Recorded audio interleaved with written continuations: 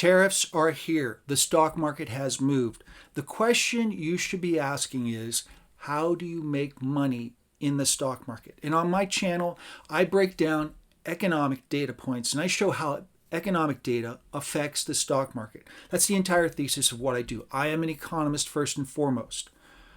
But over the weekend, of course, this is a dramatic shift. And just last week, I put out content saying, I guess we're not going to get these tariffs. Dead wrong. We got the tariffs. Okay. Where do we go from here? In order to answer that question, you have to ask, what is he really up to? We have been getting flooded in the zone, as it's called, repeatedly. Over the weekend, it hit me. I started doing research on oil prices and how these tariffs are going to affect oil prices. And I started putting together just your normal, listen, this is what I think is going to happen. Economic data is this, and it affects the stock market like that. Pure application. Then I realized what he's up to. And this is about the dirtiest thing ever. Fine, it's policy. It's time to make money in the stock market. That's what you should be breaking down on this. It's policy. I don't like it. As an economist, we're ingrained that you want to see continually increasing GDP. You want to see employment rates be maintained at a certain level without inflation. We get this ingrained in us. And that's called moving forward. This will move us back. It won't move him back, though. And when you put these pieces together, make sure you're sitting down. Make sure your jaw is propped up. Maybe put on a pair of glasses so that your eyeballs don't pop out. But once you see what he's up to, wow. Let's jump in real quick. Okay, I am going to break this video into two. I'm going to talk about what he's actually doing, what Trump doesn't want you to know, and how you can make money in the stock market. That how you can make money in the stock market based on his policy, what he's actually doing, what everybody is getting wrong, that's part two. But what I want to ask is, share this video. 6 people. Find 6 people, send it out. If you have any kind of social media where you have some kind of influence, even better. But let's break this down. First, over the weekend, I started putting together a piece on the price of a barrel of oil because this is going to affect the price of a barrel of oil. How will that affect the economy? How do you make money in the stock market? How does economic data affect the stock market? This is what I do on this channel, and I'm starting to grow it, and I'm really going to put a lot of effort in this year. And so I had gotten some economic data points to apply to this article. I was like, okay, well, we import this much, blah, blah, blah. Exports are this, and we utilize this much for gasoline, blah, blah, blah. And I was trying to get a good sense as to what's going to happen at the pump. I also ran into someone, I follow him on TikTok, and I think it was Saturday night. I was just sort of death scrolling because I was tired. I had been doing other things. And he broke down Canada, and he goes, you know what, this just doesn't make any sense. You know, you've got this, and it just doesn't make any sense. And I just sort of blew it off and like, yeah, you're right, it doesn't make sense. Then I started putting two and two together. Keep in mind Steve Bannon. Maybe you like the guy. He's given us the playbook. Flood the zone with so much stuff that they overlook what you're actually doing. Some of that stuff is so over the top, you overlook it. So the tariffs are basically 3 things. Number 1, the trade deficit. Yes, absolutely. Number 2, fentanyl. Absolutely. Number 3, obviously, border security. But the individual did point out, his name is Christopher. He's a professor somewhere. He's an economist. He always wears this wool beanie. He's got this big long beard. Sometimes it's tied up. He's really interesting. Someone, obviously, I follow.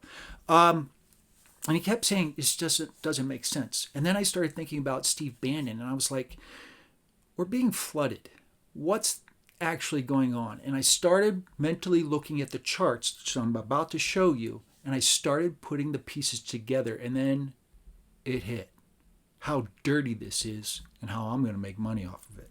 I'm not one of those capitalists who are ever trying to step on someone to get a buck in the pocket. That's not my thing. This is policy. I didn't do the policy, but I'm not going to do anything about it. Border security. Let's talk about border security. This is the Haskell-free library. If you look at the picture, it's actually below me at this point. There's a piece of black line going right through the middle of that dining area of the Haskell-free library. Those stones you see in that other, that's the U.S.-Canada border. This town, it actually straddles the U.S.-Canada border. Derby Line, Vermont, and Rock Island, Quebec. For all intents and purposes, there is no northern border. There are places where you can enter, ports of entry, things like this, but go to Derby Line, Vermont, you can literally walk in the front door in the United States, walk out the side door, you're in Canada. Border security has nothing to do with this. Keep that in mind. The zone has been flooded because there's a policy they're trying to push through. Border security, specifically with Canada, would not be that. The second thing, oh my God, the trade deficit. Canada is number 6. China, number 1, beats out Canada by a factor of 4.5? Look at these numbers. China only got 10%. Why did Canada get 25%? So you start asking questions, yeah, this doesn't make sense. Okay, Mexico, they're up there, sure. Border security. You're a good American, right? Yeah, sure. Yeah, I'm a veteran myself. That's how good I am. Vietnam, number 3. Germany, number 4. Japan, number 5. They didn't get tariffs. So you can't tell me that the trade deficit with these individual countries is necessarily the prime target. Keep in mind, we are being flooded. What is the actual thing that he's trying to pull off? Poor Canada. Then I went back to this chart, and this is where my eyes popped out, and I started putting all the little bits and pieces together, and then I realized it's time to make money in the stock market. Take a look at these charts. Go all the way back to 1960. You can see yellow and brown is what you really want to look at. OPEC and the Persian Gulf. And you could see starting around 2007 or so, 2005, 2007, there was a sharp, substantial decline in imports into the United States from these areas. Okay. Simultaneously, look at Canada.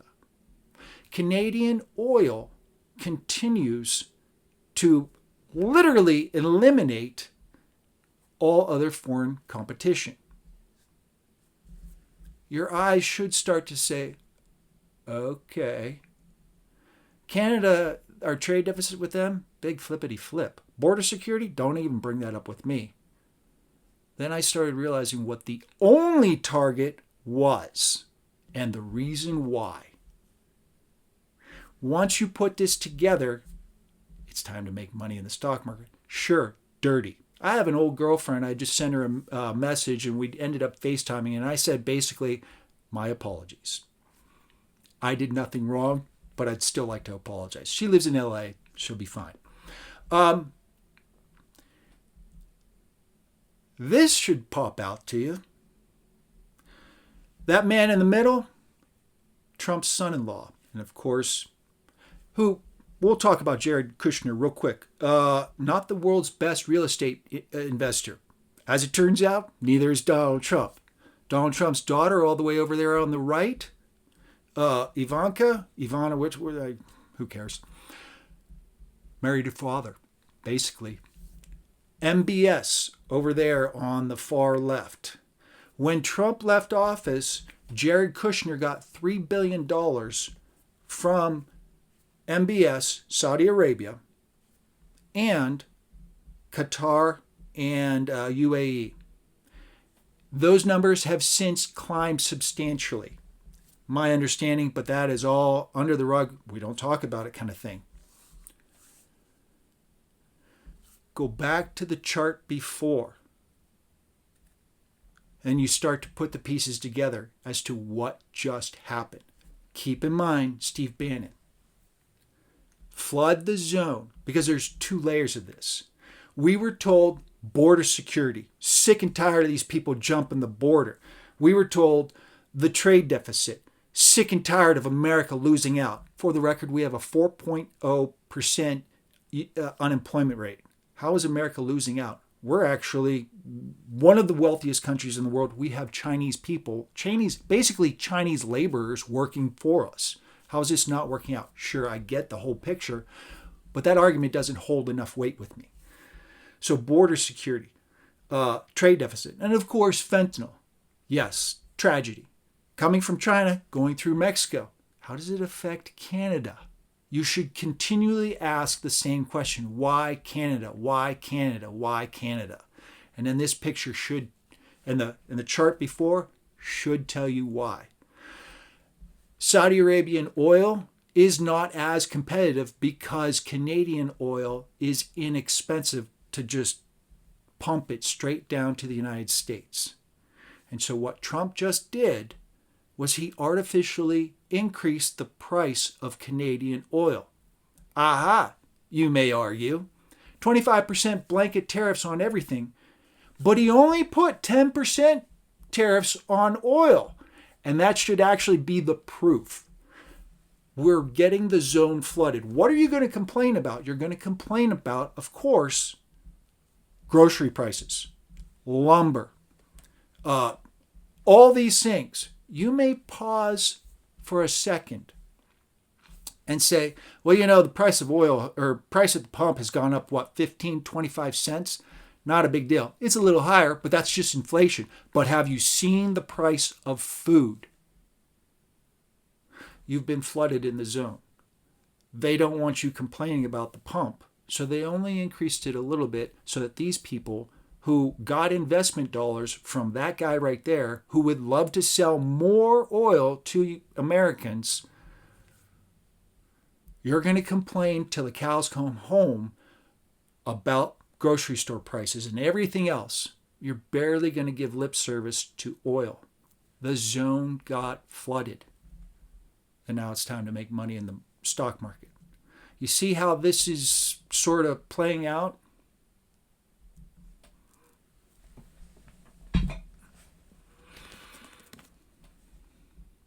Pay attention. And that's how you make money in the stock market. You figure it out. That's what my channel's about. Figuring these things out. Applying all this stuff. At this point, find 6 people. Share this video. Let them know this is what's really happening. Now, let's start looking at some charts. This is the price of oil. And actually, this is the 4-hour bar chart. So it goes back quite a bit. It actually goes all the way back to October. And we've seen a progressively higher price. I had actually just put out a video saying to sell oil when it was just above, I think it was about 80.5. It went up a little bit further. I figured oil prices would continually erode. Two factors, of course. The first factor was I had expected no tariffs, and I expected the Federal Reserve to maintain higher interest rates and that we would see a slow erosion of economic growth. We might see 4.5, 4.75 on the unemployment rate. And because of that, demand diminishes. And because of that, we can move forward and oil prices would probably moderate back down to the mid-70s. That was then. This is now. Trump's invested in the Trump family. Let me specify, the Trump family is now invested heavily in the price of oil, moving up just a little bit. Not enough to necessarily complain, but certainly enough that every gallon, you put 10, 15, 25 cents per gallon on top of what we're already paying, that goes to the coffers of Saudi Arabia and the investment vehicles that Kushner got his hands on. That adds up. Think of all the hundreds of millions of gallons of input that's going to be happening over the course of the next 4 years. slowly but surely, the price of oil will continually rise. Is it going to skyrocket? Well, it did for a minute, but it backed off. Since then, since I put this chart up, I did notice that just before launching this video, I did notice that the price is moving higher again.